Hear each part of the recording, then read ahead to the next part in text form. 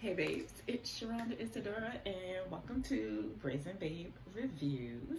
Um, and today we will be, what am I talking about? I'll be doing a book review of The Good Luck Girls by Charlotte Nicole Davis.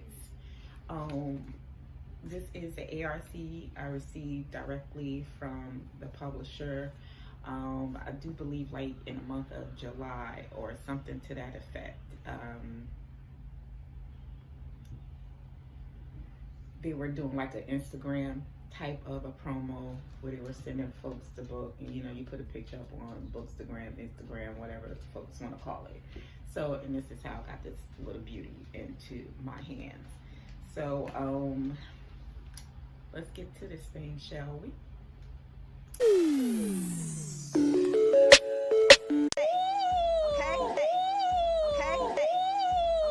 Now back to that steak in the table. Okay, so as always, I will read the blurb to you guys, and then I'll go into my thoughts on this book. So from the back, it says, Sisters by chance, outlaws by choice, Aster the protector, Valet the favorite, Tansy the medic, Mallow the fighter, and Clementine the catalyst. Westworld meets The Handmaid's Tale, and the stunning fantasy adventure from debut author Charlotte Nicole Davis. The country of Arquetta calls them good luck girls. They know their luck is anything but. Sold to a welcome house as children and branded with curse markings, trapped in a life they would never have chosen. When Clementine accidentally murders a man, the girls risk a dangerous escape and harrowing journey to find freedom, justice, and revenge in a country that wants them to have none of those things.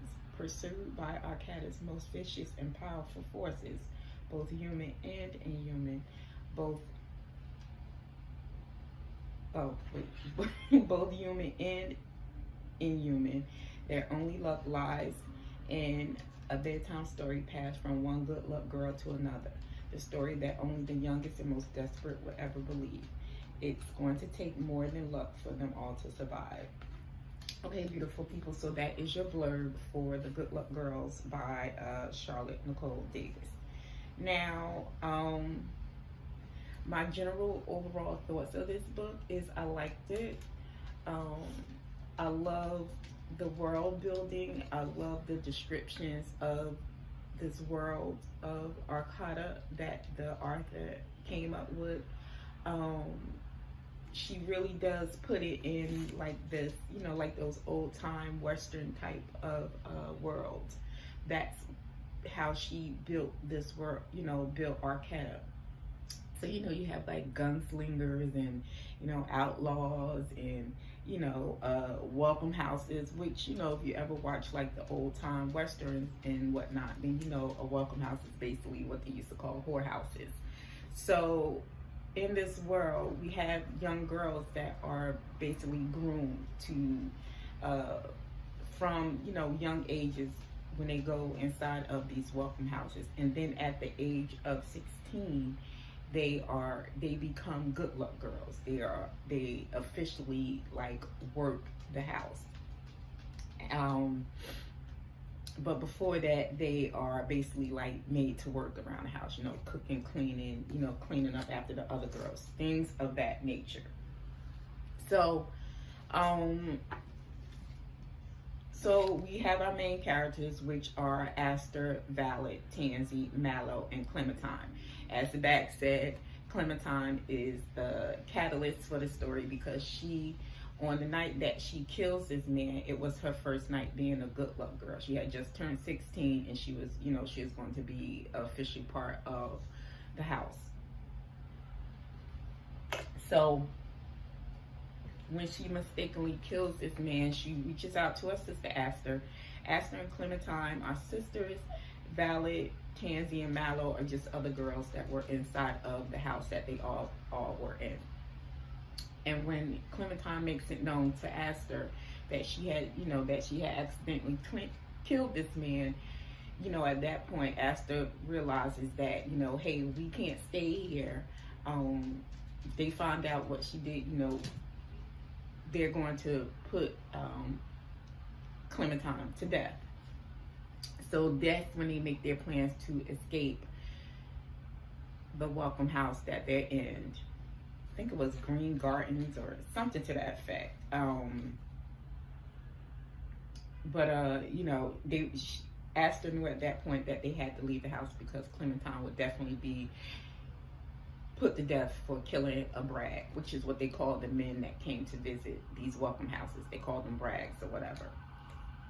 So, you know, they make their escape that night, and when Aster and Clementine make the decision to leave, Violet, who is the house favorite, she is actually Bella. She was actually born inside of the house. So when they say she's the favorite, she was actually born to a good luck girl in the house, and this made her a favorite to the mother, you know, that was over the girls in the house or whatever. And Violet had the notion to tattletale on the other girls as well. So she wasn't really well liked in the house either. But she manages to convince Aster and the other girls to take her with them, because when the girls are initially brought inside of the house, they are branded. So again, if you watch any other old westerns, anything like that, you know that most cattle animals are branded when they are, you know, on a property, because they belong to that particular farm, whatever. So these girls are branded. If you look at the cover, I'm assuming this is Aster on the cover, the model for this particular book. And the girls are branded with certain type of flowers when they are brought inside of the house. And these flowers are, it's some type of, the other thing I liked about this book, to get off point, as I always do, off key rather, is this world also has a little, not a little bit, but magical realism as well, because we deal with ghosts and zombie-like creatures and things of that nature. But, you know, all of these things come about with some type of magic. So these brands that are put on these girls have some type of magic in them, and it kind of like brands them to the house that they belong to, and it stays on these girls for like forever, and it causes them pain. Like if they're too far away from the house, or, you know, anything of that nature, it kind of like starts to cause them like pain to the point where, you know, they can pass out and all that other jazz. So Violet convinces the girls to take her with them when she tells them that there is this woman, which is like this old folklore type of a tale, that can remove their what do they call these damn things? I'm just gonna call it a brand because I can't remember just the name of it right now. But she convinces that if they find this woman will be able to take the brands off of them, you know, because once they're out into this world, once they escape the welcome house that they're part of, and they are on the run, they come to find out that the man that Clementine killed was the son of one of the most powerful men in this world. So it's not just that they killed any regular old man or brag in this particular you know, in this world. They killed the son of a very powerful person. So it's not just the house that is after them, you know, the people from the welcome house that are after them. It's like everybody is after them now. So they so, you know, they have to find ways to make themselves less noticeable.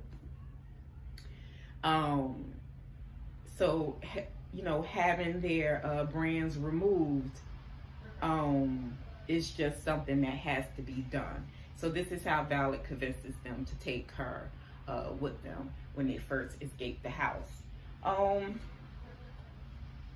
So far as the characters themselves, whew, boy, I wasn't a fan of Aster. Now before I go and tell you why, I'm just gonna just say that I understood why Aster was the way she was, why she had so much anger, why she did not trust people, why she did not trust men in particular. I get that. I got all of that. But Aster held on, and let me just say this before I say what I'm going to say. I understood her anger towards men.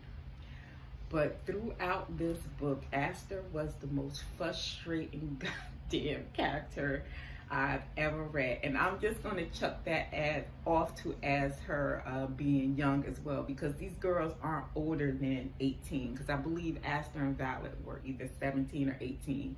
Like I said, Clementine had just turned 16, and Tansy and Mallow were a year younger than Clementine, so they were 15. So these girls were really, really young. But Aster had to be the most frustrating ass character I've ever read in my whole gosh doggone life. She had so much anger inside of her, and it led to them getting in a particular part in the book where, you know, where they got into a whole lot of trouble because she just had all this anger in her, and especially towards the people in this book that were actually helping the girls. Some men as well. Like, they run into this, they had this area outside of the towns that was called the Scab, and we had these rangers, and Z was a ranger who actually kind of like worked the Scab, like escorting people, because in this world, if you were outside of the town and you were in the Scab, you pretty much probably weren't going to make it out of the Scab alive, because the Scab had like these zombie-like creatures that used to be humans, and you know, if you didn't have anybody to help you navigate the Scab or anything like that, you know, these creatures was going to kill your ass. Also, outside of that, if you had, like, you know, just regular humans, like criminals and stuff like that were in the Scab, it just wasn't safe for anyone to be in. So we did have these ranger type men, such as Z, that worked the Scab, and he actually decided to help the girls during their escape, or, you know, to get to this woman to help, you know, to remove these brands off of them.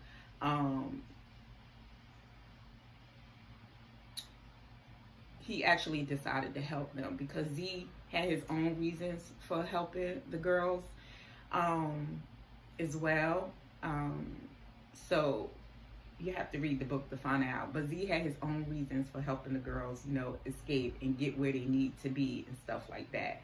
But back to Aster, she was just very, very just like, even like her attitude towards Z. And like I said, I got why she didn't really trust men, because of what she, you know, her and the other girls came from. But for her to just be so mad and angry at everybody, it was just like just sit back, think, and just be like, you know, like, I know this is untrustworthy world, you know what I mean, but you can't just go around being mad and angry at everybody. You understand what I'm saying? So she just worked my nerves inside of this book like a whole lot.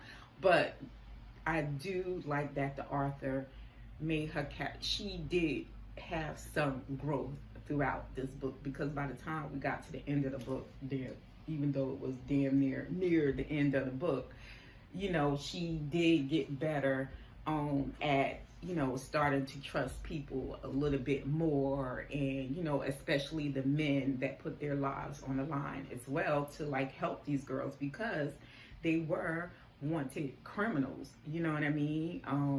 So Z putting his life on the line and his job on the line to help them, he was doing a whole lot, because like I said, these girls didn't just kill some regular old brag. They killed a very well-known person. So anybody that helped them was putting their lives on the line as well. And I think that's what frustrated me the most about Aster inside of this book, because it was always, you know, when she confronted people, mainly the men in the book that helped her, when she confronted them, you know, she was always telling them, well, you guys, you men don't know what it was like for us inside of these welcome houses. And yes, like Z had to tell her, like, yeah, I understand, but you know, we all grew up rough. We all are suffering from something. Like, you know, you can't say that your pain is worse off than anyone else's, because you don't know what anyone else went through, because you were in the welcome house. So you don't know what anybody else outside of the welcome house suffered. You know what I mean? So it was just her attitude and the way she dealt about things that frustrated me to the nth power. I was just like, this girl. Now Valid, I like Valid more, and in my opinion, I think Valid should have been the leader of the group, because Aster is kind of like written to be the leader of these girls, and I frankly think that it should have been Valid, because Valid went through the same thing that Aster did, even though Valid's survival in the house was, I have to do what I have to do to survive. And Valid had her own reasons for doing, you know, the way she treated all the other girls inside of the house. No excuse, but she had her own reasons for doing it. But Valid had the same type of anger and mistrust of men that Aster had, but Valid was more cool and calculating in the way she did and handled things, except for, you know, a certain part in the book where she kind of like fucked up the thing, and I was just like, girl, what are you doing? You know what I'm saying? I was rooting for you, Valid, you know what I mean? And the other thing is that Valid was dealing with an addiction as well, because they had this inside the welcome houses, they would give these girls this thing called sweet thistle that would kind of like numb the girls and take them out of their sorts, so they can deal with these, you know, what was happening to them inside of these welcome houses. And Valid became very dependent on the sweet thistle. So when they left the welcome house they were part of, she was going through withdrawal and all of that. So Valid was also dealing with an addiction when they were on the run. And she was just so much more cool-headed, so much more calculated than Aster was. And I was just like, all the time I was going throughout this book, reading this book, I was just like, Valid honestly should have been a leader. She should have, you know what I mean?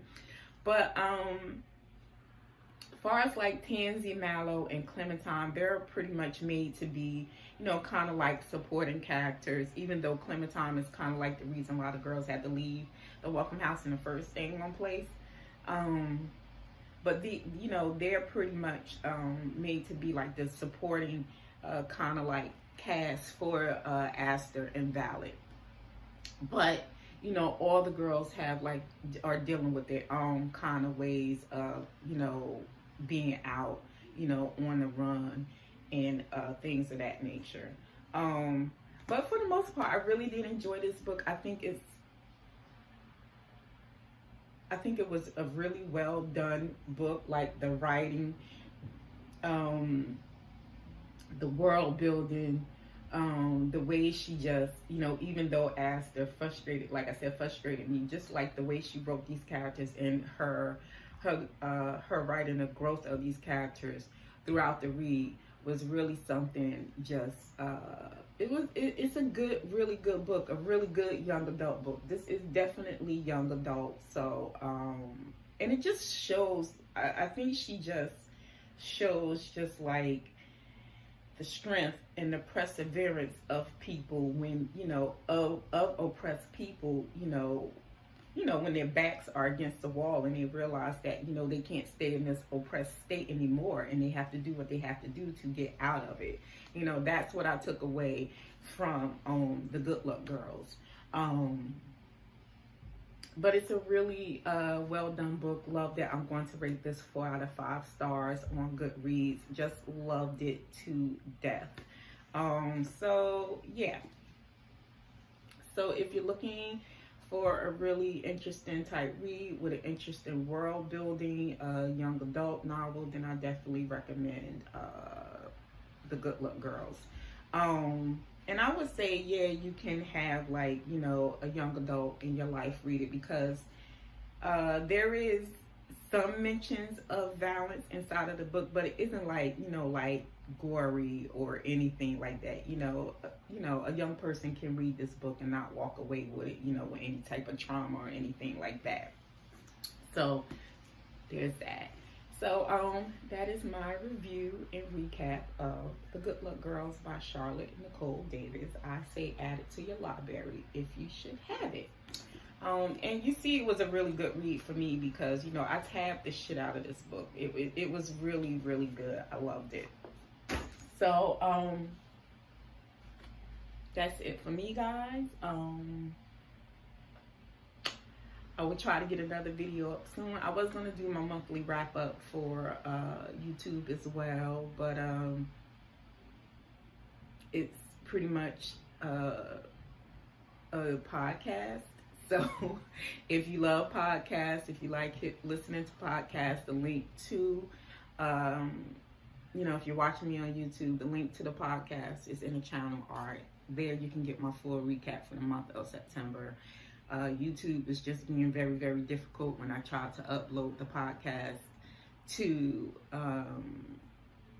YouTube. So I was just like, you know what, this ain't gonna work. And before I destroy everything around me, let me just not and just make it a podcast. So if you want to hear my monthly wrap up for September, head on over to the podcast and take a listen. And hopefully October would be a better wrap up. So until the next one, guys, later days.